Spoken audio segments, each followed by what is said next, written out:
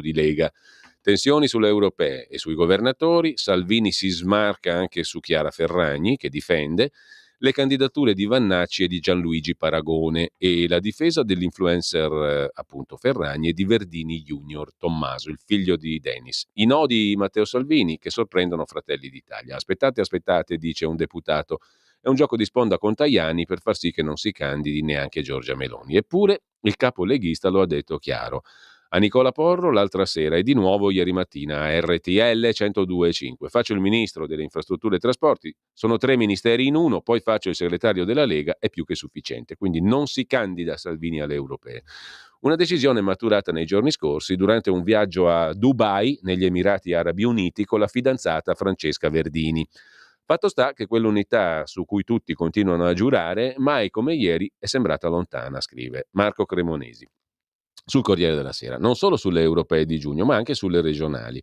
Il vice di Salvini, Crippa, ieri è tornato in Sardegna per una partita in cui le posizioni si irrigidiscono. La Lega vuole la riconferma dell'uscente Solinas. Fratelli d'Italia chiede il cambio col sindaco di Cagliari Truzzu. Lo stesso Crippa, che era convinto che la vicenda si risolvesse, ieri pareva meno convinto. Possibile arrivare alle regionali con gli alleati divisi? Quanto al gioco di sponda Forza Italia-Lega per dissuadere Meloni dal candidarsi alle europee, Tajani si stupisce e smentisce. Non ho sentito nessuno, la scelta sul candidarsi o meno è personale, ne parleremo. Nella Lega confermano. Matteo non ha sentito nessuno. I salviniani sono in attesa del Consiglio federale di lunedì. Tra loro va diffondendosi il messaggio che le candidature forti, competitive in termini di voti a cui punta Salvini, potrebbero essere disincentivate dalla discesa in campo di Salvini stesso, anche se l'assenza dalle liste di Salvini rischia di compromettere l'obiettivo che lui si è dato. Puntiamo alla doppia cifra, superare il 10%. Più complicato l'altro obiettivo, prendere un voto in più dei 5 Stelle. Su quali siano i nomi competitivi per prendere voti dalla Lega nessuno si sbilancia. Certamente si parla molto del generale Vannacci. Dicono nella Lega probabilmente in ticket in centro Italia con Susanna Ceccardi. Nelle liste potrebbe approdare anche Gianluigi Paragone. A fine anno l'antico direttore della Padania ha detto addio al partito da lui stesso fondato Italexit. Poco ma sicuro che i temi no euro, che si sono sentiti risuonare al raduno dei sovranisti a Firenze, si ascolteranno anche durante la campagna elettorale leghista. Ieri Salvini, conclude il Corriere della Sera, si è lanciato nella difesa di Tommaso Verdini, il fratello della sua compagna Francesca, arrestato per la vicenda ANAS. È un ragazzo in gambissima, ha detto Salvini, e non ho nessun dubbio. In questi anni alcuni miei amici carissimi sono finiti sputtanati sui giornali per settimane. Penso a Luca Morisi, a Gianluca Savoini e poi è finito tutto in niente. Difesa a sorpresa, chiude il Corriere della Sera con Marco Cremonesi anche nei confronti di Chiara Ferragni. Non mi piace, ha detto Salvini, l'accanimento a prescindere su qualcuno in difficoltà. L'accanimento e la cattiveria di questi giorni mi lasciano sconcertato, così il Corriere della Sera chiude su Salvini. Dobbiamo anche concludere con il pezzettino che c'è sul generale Vannacci. Non mi sono mai occupato di politica, se dovessi accettare la candidatura dovrei studiare molto perché non voglio passare da un settore dove sono un professionista a un altro dove rischierei di essere un dilettante, ha detto Vannacci dopo aver ringraziato Matteo Salvini per l'opportunità che mi ha offerto la candidatura nella Lega perché mi riconosce delle capacità. A mente fredda valuterò la proposta, ma al momento opportuno, quando avrò deciso, sarò io a renderlo noto, dice il generale Vannacci, che ha concluso un secondo libro. Dovrebbe uscire per un'importante casa editrice stavolta. Se entrerà in politica approfondirà molti aspetti nazionali e internazionali, fa sapere il generale. Con ciò facciamo una piccola pausa e poi dovremo aprire la nostra rubrica, come detto prima e come tutti i mercoledì, con Alessandro Morelli. Qui Parlamento. Va ora in onda L'Italia da fare, il punto sulla politica economica con Alessandro Morelli.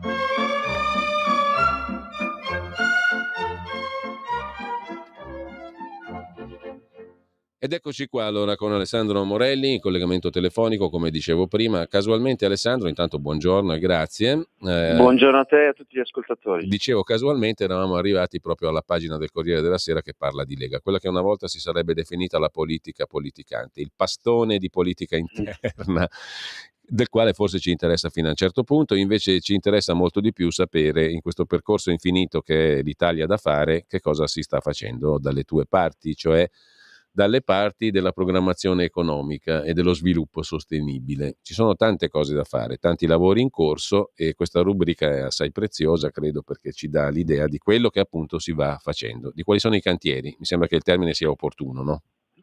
Certo, i cantieri in tutti i sensi, perché uno pensa ai cantieri infrastrutturali guardando e immaginandosi le ruspe in azione, ma i cantieri vale per un po' per tutto, quindi i cantieri delle idee per quanto riguarda ora chiaramente il caso dell'energia nucleare sulla quale stiamo lavorando, che come possiamo tutti immaginare è un argomento molto complesso che chiaramente ha e tocca delle sensibilità molto differenti anche in seno alla stessa maggioranza di centrodestra, fino per esempio al tour che sto facendo in giro per le regioni italiane. Ieri ero ad Ancona, settimana prossima toccherà alla Lombardia e alla Sardegna per presentare i risultati del governo per quanto riguarda il fronte della sanità, quindi i famosi più 3 miliardi, il segno matematico che si differenzia rispetto ai 10 anni precedenti di fronte alla cifra monstra dei fondi nazionali dedicati proprio al Fondo Sanitario Nazionale per quanto riguarda il tema della sanità, che come dicevo quest'anno tocca i 3 miliardi in più, il più 3 che appunto inverte una deriva che purtroppo negli anni precedenti aveva portato a dei tagli continui. Quindi insomma sono una serie le azioni del governo sulle quali la Lega ha un occhio privilegiato attraverso di me, attraverso la posizione che qui rappresento a Palazzo Chigi, sulla quale indubbiamente noi stiamo ponendo le basi per, come dicevi giustamente, costruire un paese che abbia una visione sostanzialmente diversa, non contraria, ma diversa rispetto alla direzione che era stata impressa dai governi precedenti. Penso per esempio al lavoro che stiamo facendo, e chiudo, sul partenariato pubblico-privato, dando veramente una grande opportunità di respiro per quanto riguarda le pubbliche amministrazioni di qualunque genere, partendo dal presupposto della fiducia e dell'obiettivo che significa sostanzialmente dare servizio ai nostri concittadini. Chiudo veramente questa prima parte di intervento complimentandomi con te, Giulio, e non posso esimermi dal farlo, perché le notizie di cronaca giudiziaria di queste ore, oltre alla fuffa che hai letto, che riguarda appunto, che ci tocca in quanto protagonisti degli articoli, ma questi articoli rimangono fuffa, la cronaca giudiziaria, quella della cronaca nera, legata alla cronaca nera, ti vede come un campione innanzitutto del giornalismo, un campione come anche in quanto a una tua peculiarità, cioè l'umanità che hai rappresentato nel tuo impegno lavorativo indubbiamente, ma oltre al lavoro, conoscendoti e avendoti seguito durante il tuo lavoro, il cuore che hai messo anche nel esprimere una tesi che, su questo noi leghisti in generale siamo abbastanza avvezzi, durante alcuni periodi non andava proprio per la maggiore, e quindi appunto ha dimostrato il tuo coraggio nel superare il pensiero mainstream, andando a fondo della questione di Olindo e Rosa, e quindi vengo al dunque, e quindi da amico, da collega e da tuo ascoltatore non posso che complimentarmi con te. Vedremo poi logicamente come andrà a finire la questione che so tu hai ben descritto durante la tua risposta. Sì, tra l'altro ci sono diversi articoli, io devo dire che condivido l'analisi di Daniele Capezzone. Qui si aprirebbero tanti discorsi, noi ci conosciamo da tanti anni, no Alessandro, e credo che questo qui sia stato un caso emblematico proprio perché riguarda non politici o personalità del mondo dell'economia importanti, ma riguarda due persone comuni. Questa cosa è particolarmente rilevante perché quando si parla di mala giustizia spesso si dice ma il politico si sente sempre perseguitato, il ricco ha tanti avvocati. Questo invece era il caso di due persone che non avevano assolutamente e non hanno assolutamente niente, perché gli hanno venduto la casa, gli hanno venduto tutti i beni e sono in carcere. Avevano un diritto di difesa rafforzato, perché veramente questa cosa potrebbe riguardare tutti, e questo è uno degli aspetti di questa vicenda. Ce ne sono tanti altri, ma poi ne parleremo. Intanto a me mi incuriosisce, Alessandro, una cosa che tu dicevi prima, che però è in relazione a una cosa di cui ancora fatico un po' da cittadino comune a capire i contorni, no? Parlo dei tanti lavori e delle tante cose da fare in relazione al PNRR. Ne abbiamo parlato l'altro giorno anche con Claudio Borghi qui, no? In relazione al fatto delle bollette elettriche e del gas. Come si sa, si va verso una sostanziale liberalizzazione che però rischia di diventare quasi sicuramente un aggravio di costi per le bollette della luce e del gas per tutti sostanzialmente, tranne che per una limitata categoria di persone che però devono anche fare una trafila burocratica per certificare di avere diritto a uno status particolare tutelato, no? Allora, questa cosa qui è legata al PNRR, ci ha spiegato Claudio Borghi, è una promessa che abbiamo fatto all'Europa. Noi diciamo utilizziamo i fondi del PNRR e tra le cose che diamo in cambio c'è anche questa, chiamiamola liberalizzazione. È un termine forse un po' sbagliato, vorrei capire come la pensi anche tu, Alessandro, no? Perché questa qui è una vicenda che riguarda veramente tutti, no? E pertanto le tante cose buone che il governo fa per quanto riguarda il fisco, diminuire il costo del lavoro, è stato detto tante volte, il cuneo fiscale, allora poi uno rischia di doverle ripagare con gli interessi, con la luce e col gas, per essere molto terra-terra. È giusto, diciamo, sottoporre, anzi, far sottostare queste questioni al PNRR. E cosa stiamo facendo poi col PNRR? Altra domanda di quelle grosse. Allora, innanzitutto per correttezza devo ricordare a tutti che noi l'abbiamo deciso in quanto Italia, non questo governo ha scelto di inserire questa opzione all'interno delle varie che erano inseribili all'interno del PNRR, quindi delle condizioni legate al PNRR. Noi ci siamo ritrovati in questa situazione e quindi abbiamo di fronte a questa fotografia dobbiamo dare sì, non è una decisione del governo attuale, è una roba antica. Quindi diciamo, l'Italia ha deciso di andare in quella direzione, non questo governo. Questo governo, vista la fotografia della realtà, deve prendere atto e quindi a questo punto trovare delle misure che possono essere compensative rispetto chiaramente a un probabile aggravio dei costi. Tu hai sottolineato come ci siano delle categorie che verranno protette, ma io allargo il ragionamento questo è un argomento sul quale insomma la mia esperienza da amministratore locale, anche se in un grande comune, nel comune di Milano per tanti anni, sicuramente mi ha dato qualche spunto in più rispetto, e questa è una delle forze che insomma il nostro movimento ha, cioè di far nella scala gerarchica degli enti, delle istituzioni,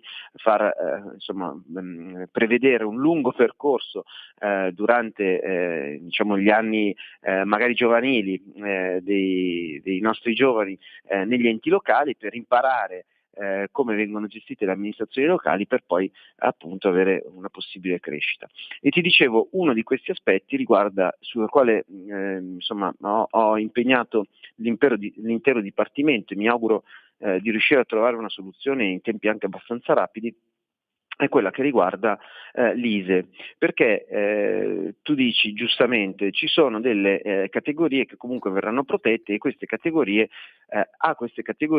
in generale dovranno comunque passare degli iter burocratici piuttosto complessi. Oggi una delle difficoltà che abbiamo, e non riguarda solo l'energia, riguarda in generale i benefit, i bonus vari che i nostri concittadini ai quali i nostri concittadini possono accedere, c'è una grossissima problematica che è questa, e cioè purtroppo manca, completamente assente, un database, un unico insieme che possa far sottolineare quelli che sono tutti i bonus, benefit, eccetera, alle quali può accedere la famiglia Rossi.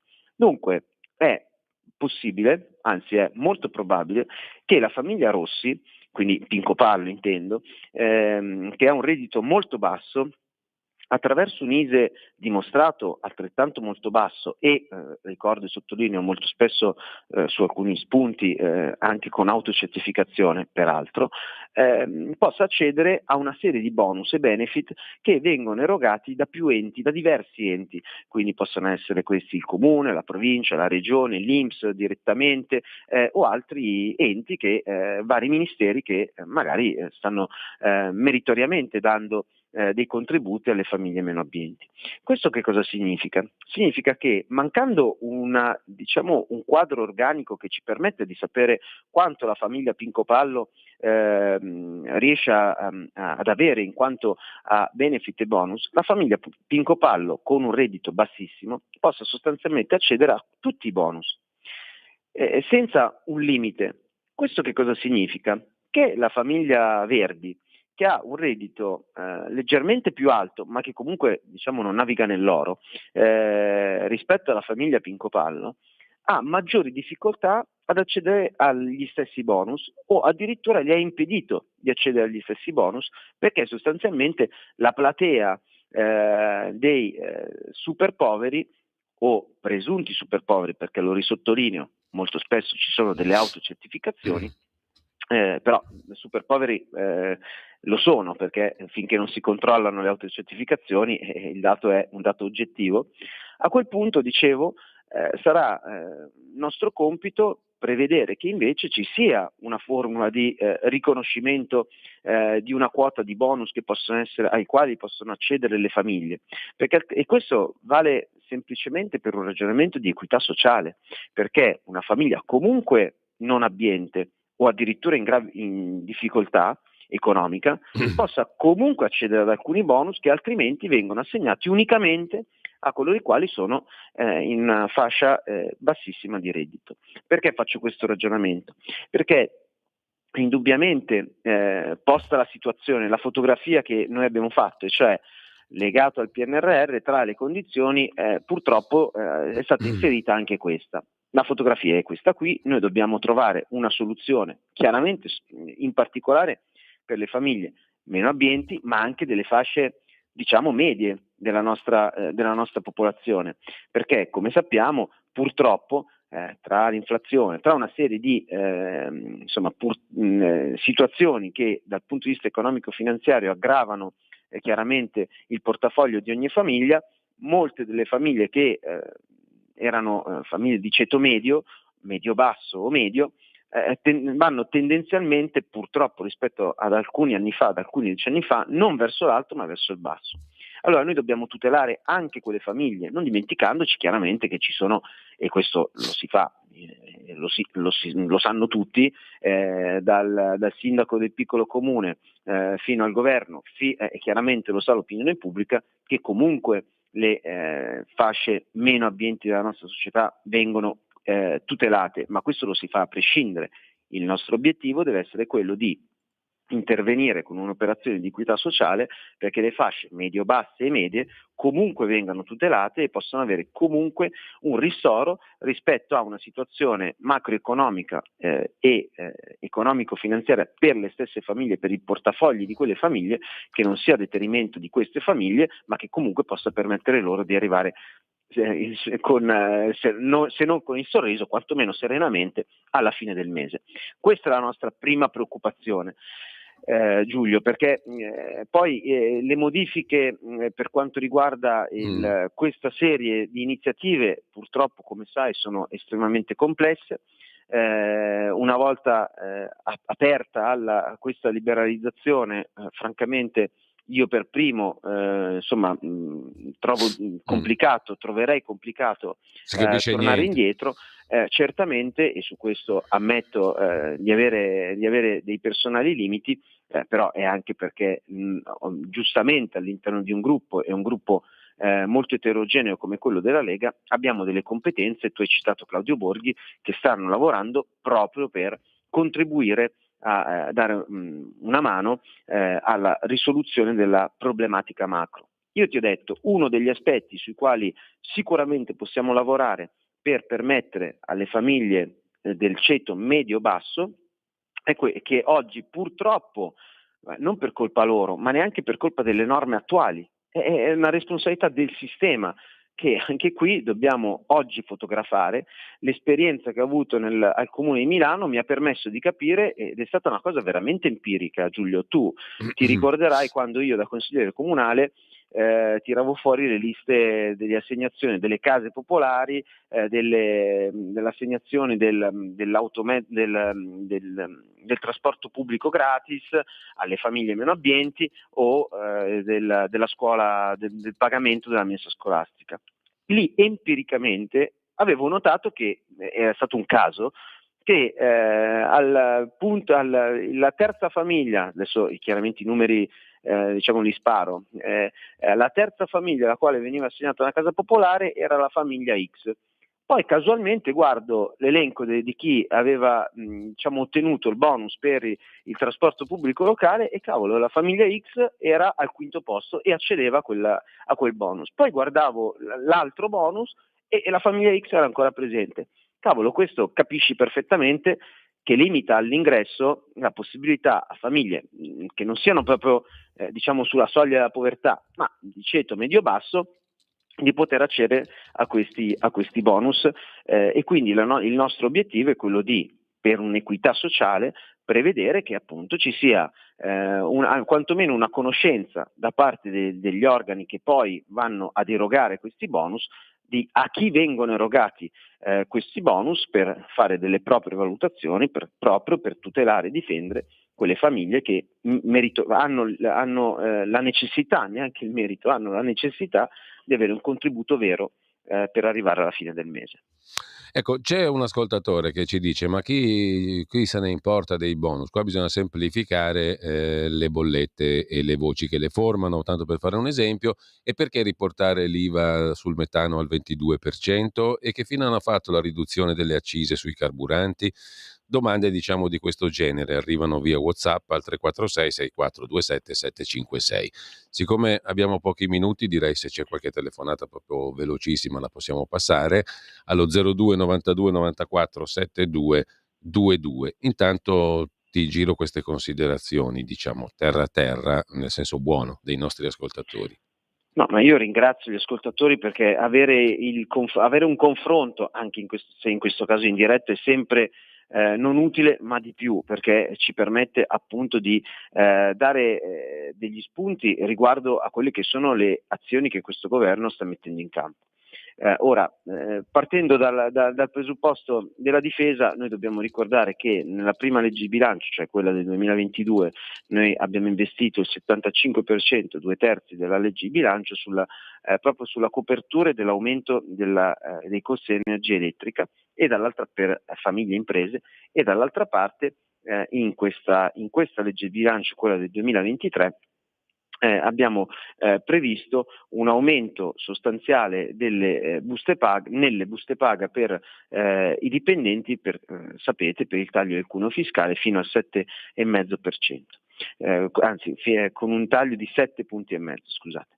Quindi questo era l'obiettivo del governo ed è stato un obiettivo annunciato che il governo ha portato a casa, peraltro con non poche polemiche. Sono stato ospite in un programma televisivo dove alcuni esponenti di sinistra mi rinfacciavano il fatto che loro lo avessero dichiarato per tanti anni e io gli ho detto sì, però noi l'abbiamo fatto. Insomma, comunque questo è il dato oggettivo.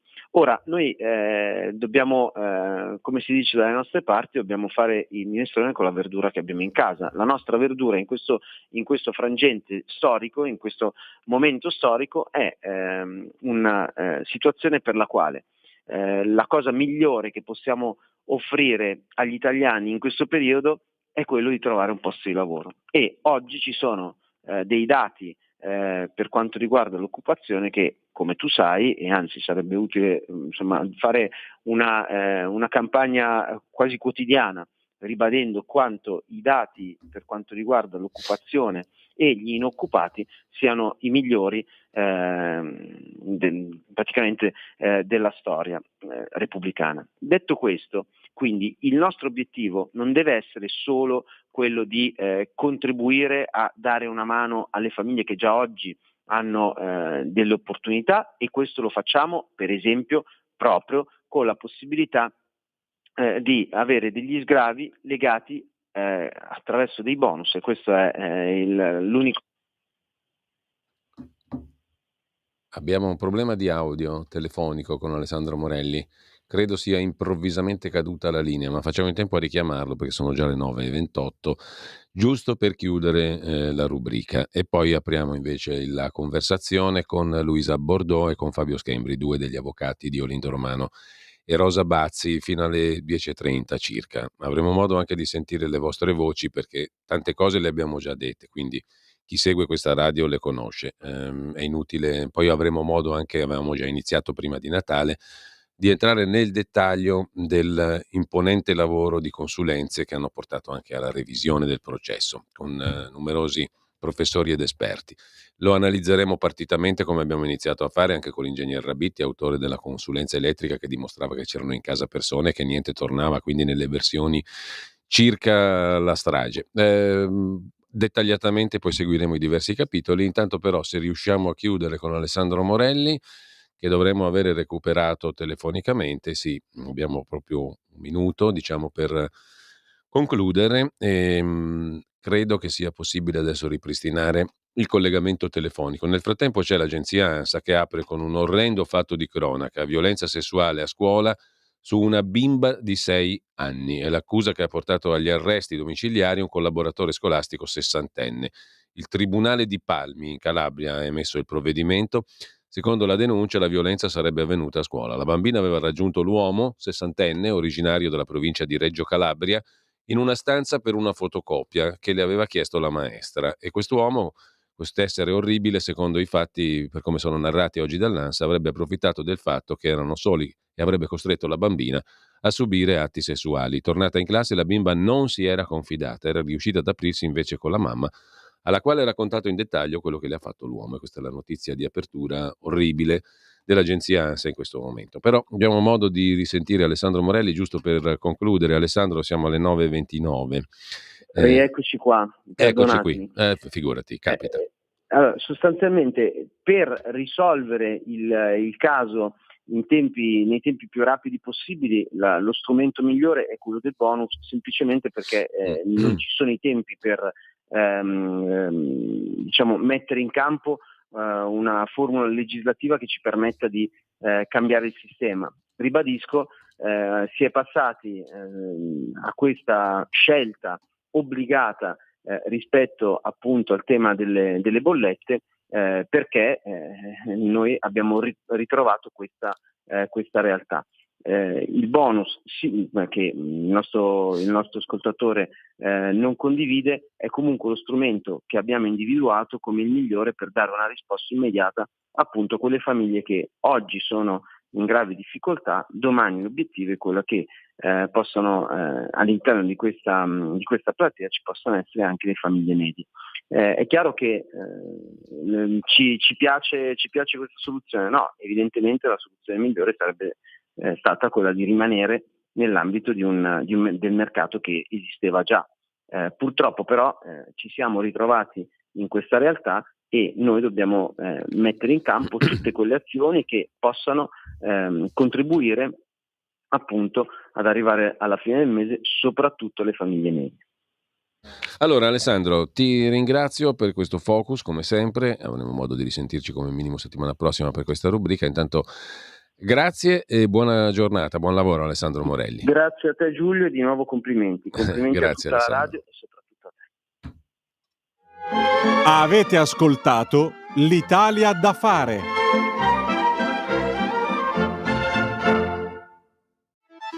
Stai ascoltando Radio Libertà, la tua voce libera, senza filtri né censure, la tua radio.